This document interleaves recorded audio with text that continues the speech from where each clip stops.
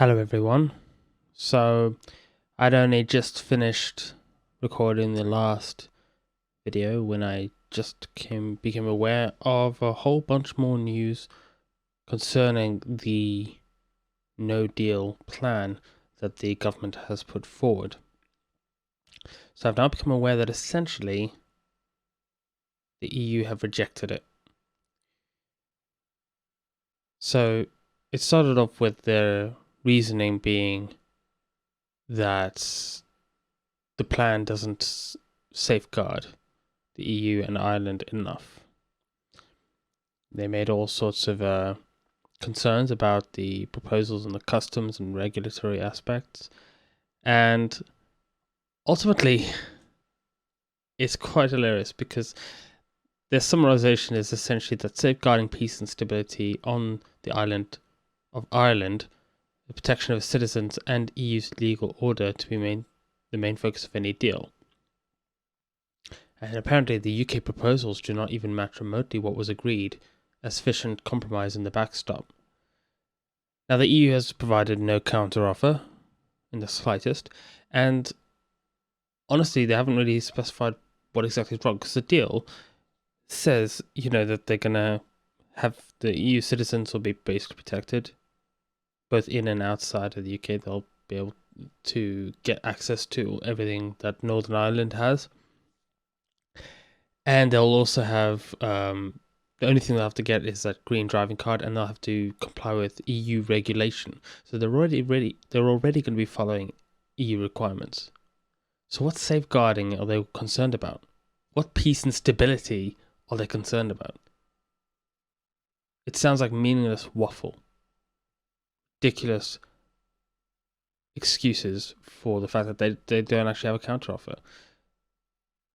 I mean, and it got even worse because, following that, Macron basically gave Boris Johnson until the end of the week to overhaul the Brexit plan. And, that was already raising questions. People were doubting that. And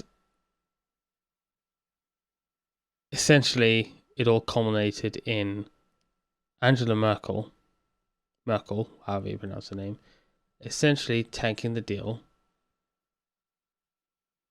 because she called Boris and basically said, this is according to a source in Downing Street.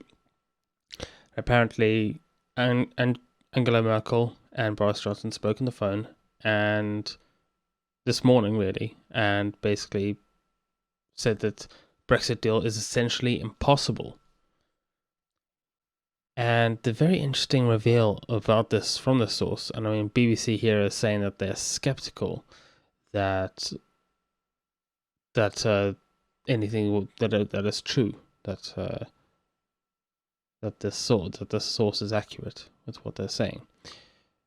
But we know why they're saying that, because if you go further down into this article, it basically says here, the number 10 source suggested Mrs. Merkel told her counterpart the only way to break the deadlock was for Northern Ireland to stay in the customs union and for it to permanently accept EU single market rules on trade in goods. Which essentially means that Merkel is calling for Northern Ireland to stay in the EU while the rest of the UK leave.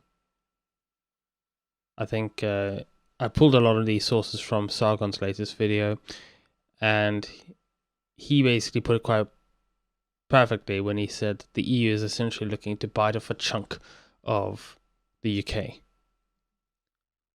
And that's true. And why wouldn't they? They're trying to be absolutely ruthless. But I think that if I'm going to be completely fair, I can see the two sides of this. So the one side is that, yes, it's true, and the EU is just as bad as we all thought. The other side is that it is a distortion, and the government are actually trying to get into points against the EU, in which case they're making out what Merkel said to be worse than it actually was. I suppose that is going to have to be revealed, but until then, we have to wait till, I guess, based on what I said in my last video, it's kind of accelerated things. It's now not a case of whether a deal will be reached, because it doesn't look like a deal will be reached, not with the way the EU is handling this. But yeah, the majority of British citizens don't blame Boris Johnson. They blame Parliament, they blame Theresa May, and they blame the EU. And then they blame Boris Johnson. So I think we're probably going to be all right. But whether or not Boris Johnson is sincere, I'm hesitant to trust Boris Johnson and his government, but I don't really have much choice right now because, he's the elected Prime Minister. But I look forward to the general election when they do eventually hold it and see how that goes. Till then, I actually hope this is true, because it would put in plain sight the intentions and behavior and demeanor of the EU. I was listening to a radio show earlier today, and there was a person talking about how they voted Remain, but after seeing how the EU treated the UK, they were so disgusted that they now want to vote. They would support Leave. And I don't think they're the only ones, because the EU has been absolutely abhorrent. And I think with Boris Johnson now actually putting forward proper plans, proper deals, being completely clear, being completely hard on his stance, much better than Theresa May was, he's gained a lot of support. And I think now people are seeing how difficult the EU is actually being. But of course, we're still seeing headlines about the blame game, and that's just ridiculous. But it's worth knowing that this deal, this plan that Boris put forward was rejected. Why is seemingly unjustified, in my opinion. And we'll have to see how Boris handles this next. In my opinion, I don't think he should follow the Ben Act, because it's clear manipulation of the Prime Minister and his ability to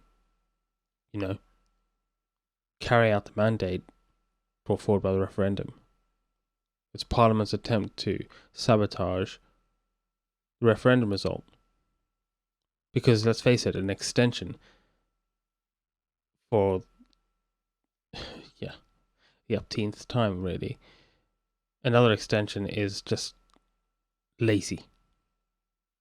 If you can't, after this amount of time, come up with an actual deal or plan, you are better just leaving. I imagine a guy saying he's going to quit his job, handing in his resignation letter, and then asking if he could stick around for longer because he hasn't found another job yet, or he hasn't arranged what he's going to do when he leaves. That's not how it works. Article 50 gave a 2-year limit. Somehow we managed to get an extension. Another one is just ridiculous. But I suppose it's what we've come to expect from an incompetent government that don't want to carry out the will of the people, that are too narcissistic, self-flagellating and self-aggrandizing to even pause and consider the fact that their will is the will of the people. They do not have their own personal will. That's not their job. They have a job to carry out and they need to do it. Wish we lived in that world.